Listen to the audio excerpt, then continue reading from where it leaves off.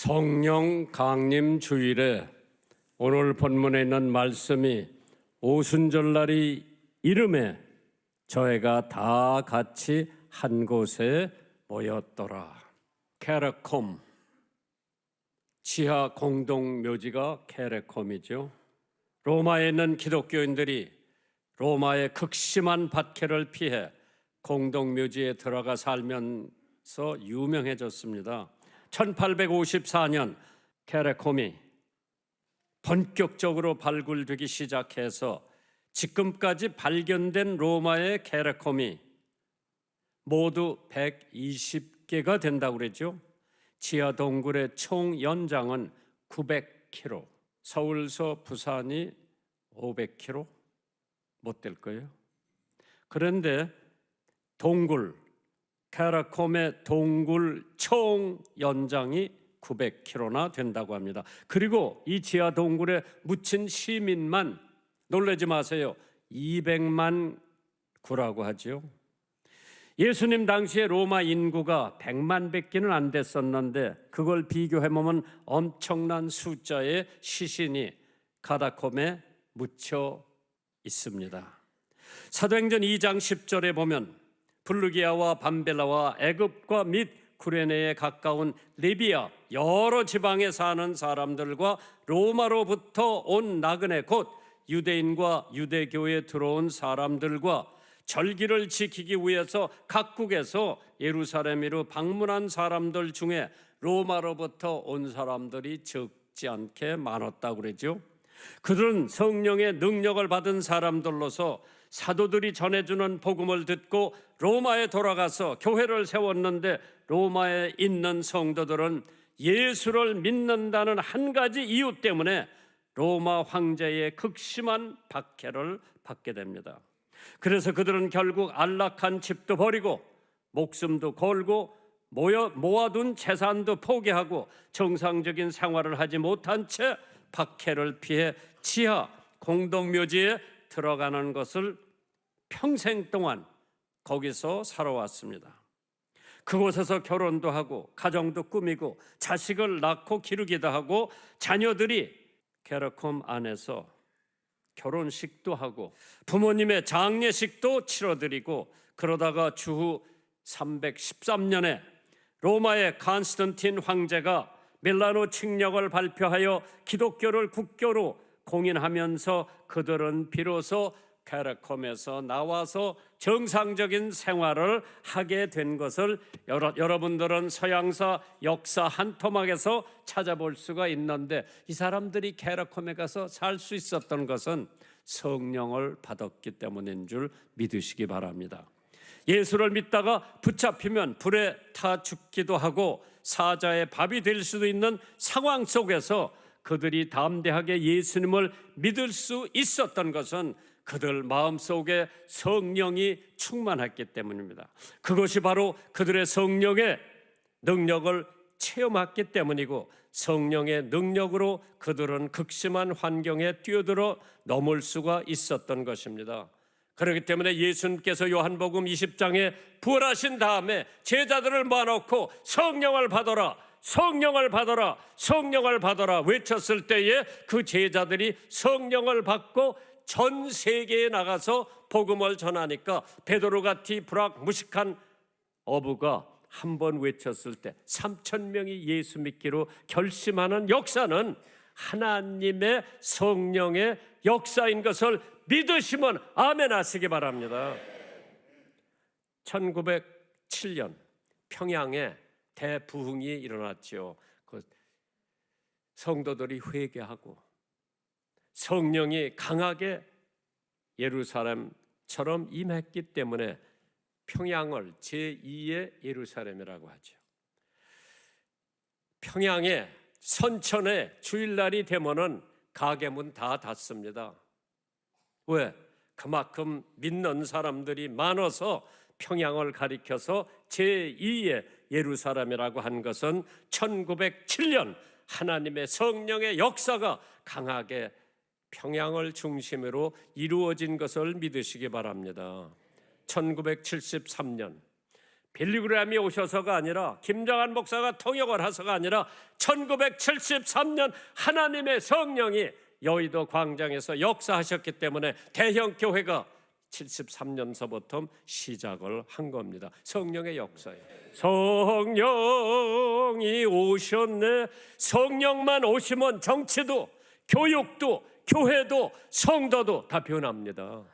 성령이 안 오니까 한국 교회가 메말를 대로 메말랐죠. 예수님을 믿는 우리에게 성령께서 강림하셨다는 것은 많은 의미를 주고 있습니다. 성령께서 초대교회에 임하신 사건은 지구의 최대의 사건 중에 하나라고 볼 수 있습니다. 그래서 요한이 말하기를 나는 물로 세례를 주거니와 내 뒤에 오시는 분은 불과 성령으로 세례를 주신다고 했습니다. 성령이 오셔야 회개가 있고, 성령이 오셔야 사회가 변화되고, 정치가 변화되고, 교육이 변화되고, 교회가 변화되고, 찬양대가 변화되고, 성령이 임해야 우리 가정이 변화되고 나 스스로가 변화되는 줄 믿으시기를 주님의 이름으로 축원합니다. 많은 사람들이 성령을 과소평가하는 사람들이, 마치 이성봉 목사님은 성결교회 유명한 부흥사였습니다.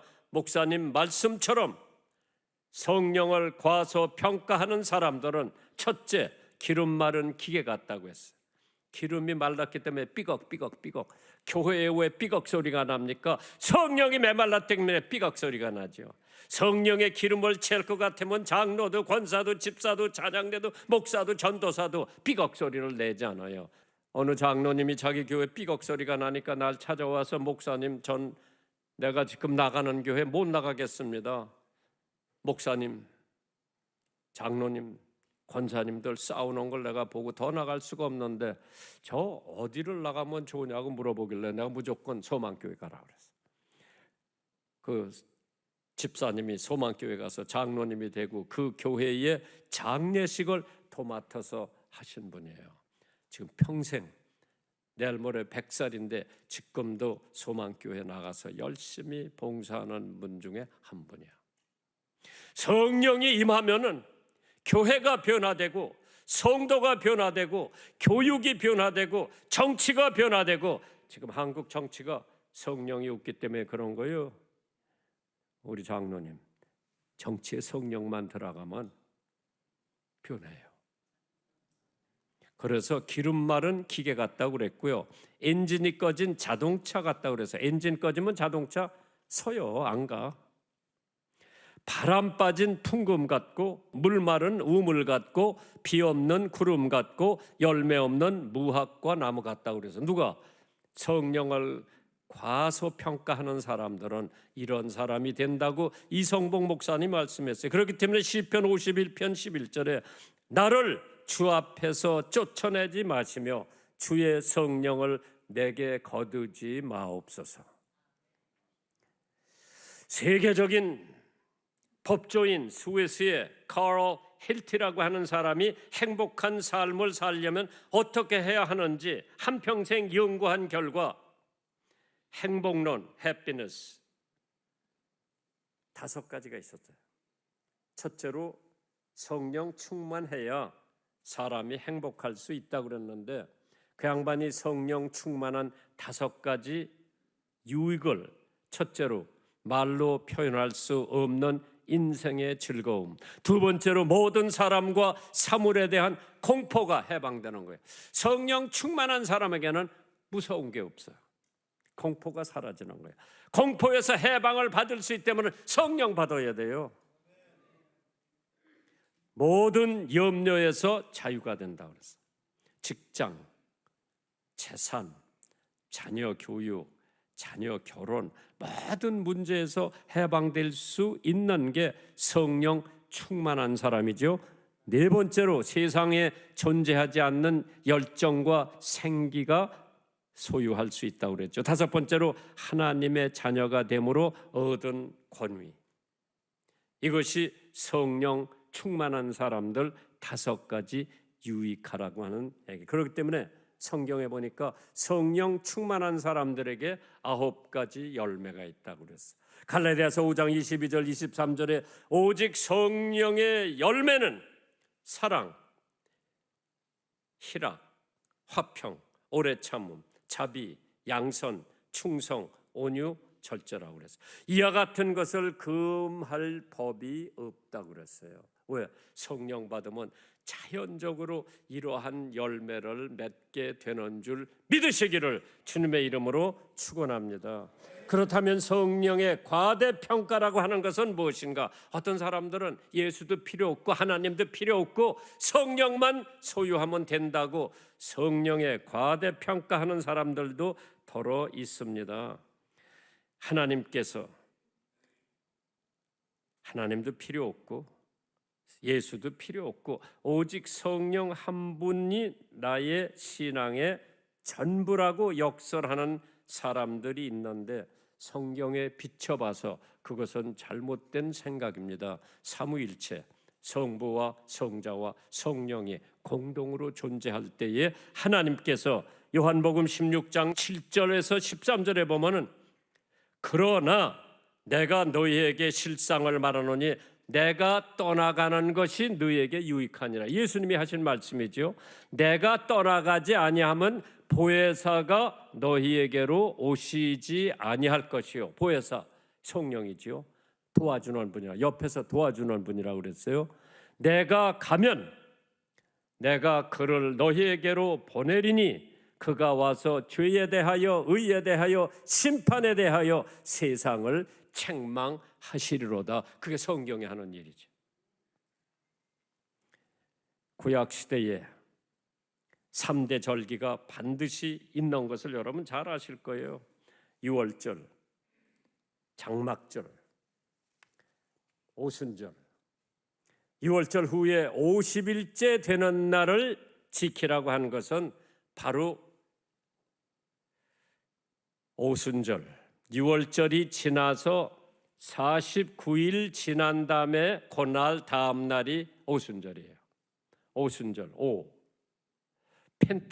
펜타라고 하는 게 헬라어의 5. 그래서 미국 국방성을 임장로님 뭐라고 그래? 펜타곤이라고 그러죠. 곤이라는 것은 각이요. 펜타라고 하는 것은 5이요. 그렇기 때문에 미국 국방성은 하나, 둘, 셋, 넷, 5으로 돼 있어. 그걸 갖다가 펜타곤이라고 그래요. 펜타라고 하는 것은 5이요. 6월절이 지난 다음에 성령이 오시는 날이 50일째 되는 날을 갖다가 오순절, 펜타코스트라고 그러는 거죠. 괜히 이런 게 저절로 있는 게 아니에요. 그래서 오순절이 임하니까 제자들이 120명이 모여 있었을 때에 강한 바람이 오고 하나님께서 그들에게 성령 충만을 주심으로써 나가서 말씀을 증거할 때 세계 각국 사람들이 자기 나라 말로 들을 수 있었던 것도 성령의 역사라고 그랬죠. 참 하나님께서 아무것도 잘 모르는 무리와 같은 어린아이를 에드워드 캠벌이라고 하는 사람이 구둣가게 찾아가서 무리가 가난하니까 구둣방에 점원으로 일을 하고 있을 때 예수 믿으라고 전도해서 무리가 전도를 받아들였어.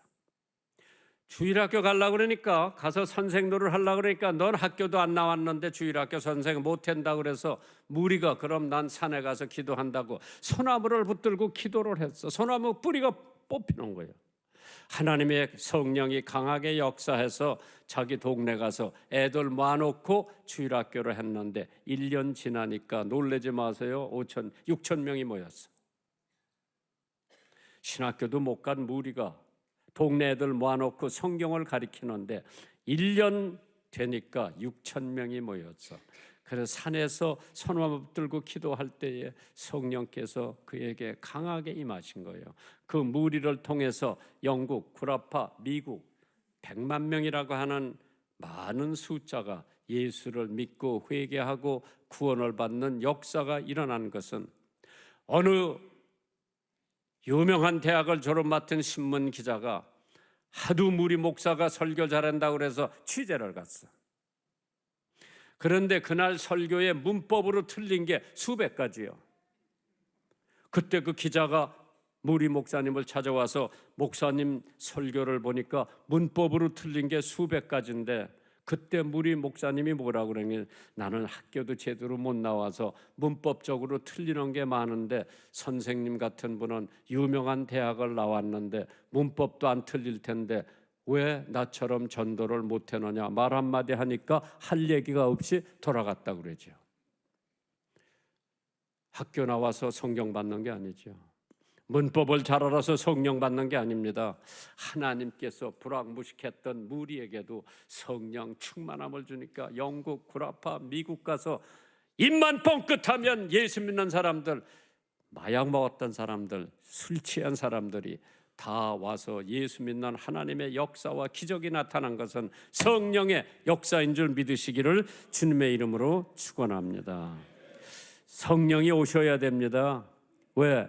성령이 오셔야만 하나님께서 예수님의 탄생, 성육신도 믿을 수가 있고, 예수님의 구속의 은총, 십자가도 믿을 수가 있고, 예수님의 부활, 예수님의 성천, 예수님의 강림, 예수님의 재림을 믿을 수 있는 것은 성령 받은 사람이 믿는 거예요. 성령 안 받은 사람은 야, 그게 사실이냐 거짓말 같다고 할 겁니다. 참 찰스 스퍼전 목사님은 비둘기에 대한 설교를 많이 하더라고. 비둘기는 순교를 상징한다고 했습니다. 비둘기는 평화를 상징한다고 했죠. 해를 주지 않는 새라고 했고, 그래서 성령을 비둘기처럼 무해하시다고 그러죠. 비둘기는 사랑의 화신이라고 했습니다. 사람은 하나님 사랑, 이웃 사랑, 죄인 사랑으로 차 있어야 되는데 부활하신 예수 그리스도께서 제자들을 향해서 성령을 받으라고 한 것은 요한복음 20장 22절에 성령을 받으라, 너희가 네 죄든지 사하면 사하질 것이요 네 죄든지 그대로 두면 그대로 있으리라.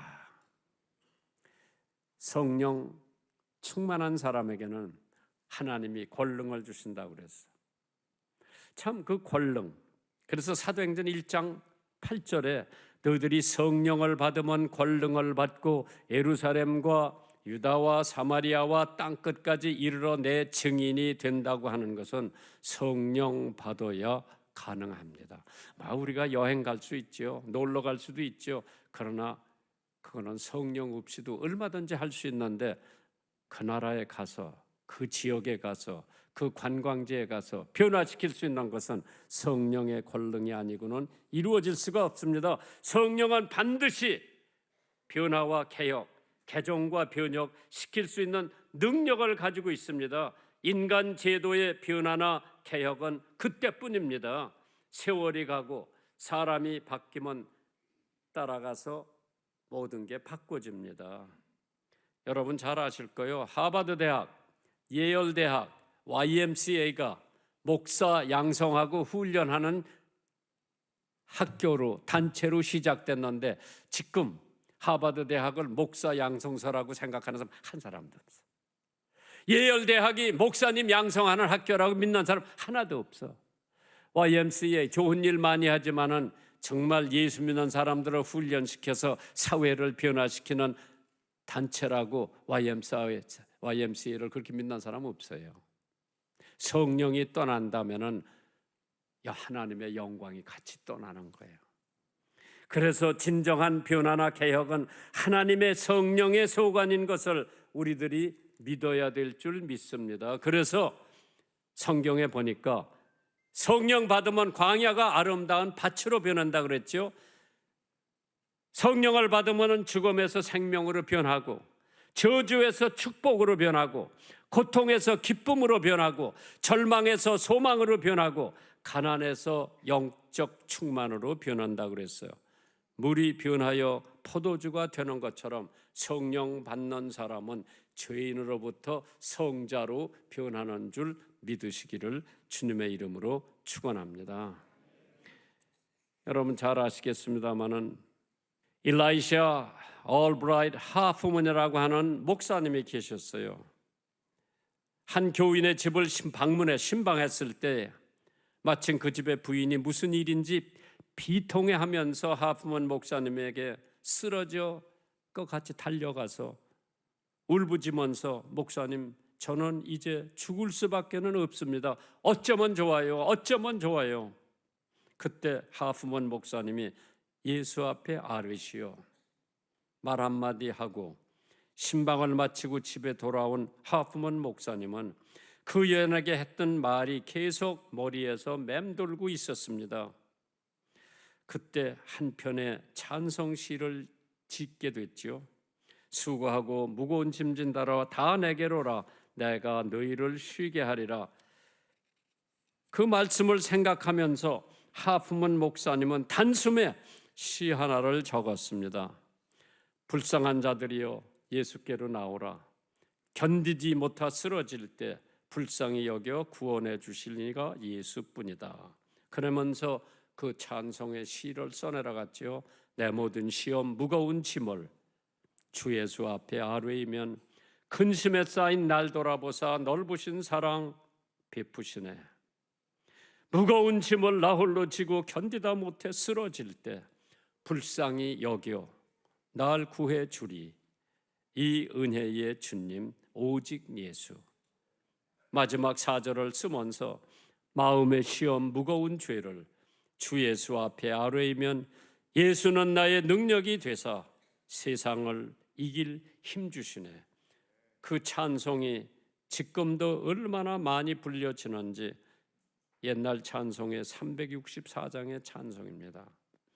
어떤 여자가 그 찬송을 부르면서 남편의 핍박을 받으면서 그 남편이 인민군에 입대해서 전쟁터에 나가서 포로가 됐을 때 미군들은 예수 믿는 사람들은 죽이지 않는다고 했는데 그 사람 앞에서 십자가 그리고 예수 믿는 척을 하니까 찬송가 불러보라고 그랬어. 찬송가 할 줄 아는 놈은 진짜고 찬송가 못하는 놈은 가짜라고 해가지고 가짜는 다 총살시키고 진짜만 데리고 나간다고.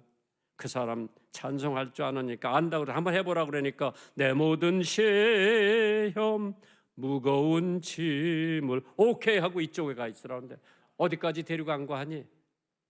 거제도까지 데려갔어. 거제도의 수용소에 포로 수용소에 있는데 이승만 대통령이 6.25 동란 때 인민군 포로를 다 석방해버렸어.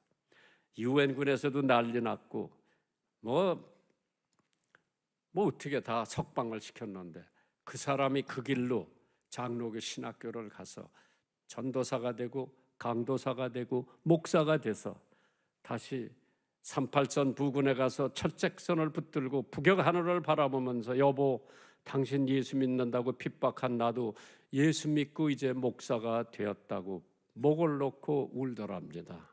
성령 받으면 변화가 있어요. 그렇게 예수 믿는다고 핍박하던 사람이 예수 믿고 성령 받고 하나님의 종이 돼서 말씀을 증거하는 것을 봤을 때 오늘 여러분과 저도 성령에 충만하면 무서운 것도 없고 공포에서 해방이 되고 가는 곳마다 승리할 수 있고 하나님께서 역사해 주시는 줄 믿으시기를 주님의 이름으로 축원합니다. 저희가 다 성령의 충만함을 받고 성령이 말하게 하심을 따라 다른 방법으로 말하기를 시작했다 그래요. 여러분들도 이제 성령 재림 기간에 꼭 성령 받으시고 하나님의 은혜로 가정이 변화되고 사회가 변화되는 하나님의 능력을 받으시기를 주님의 이름으로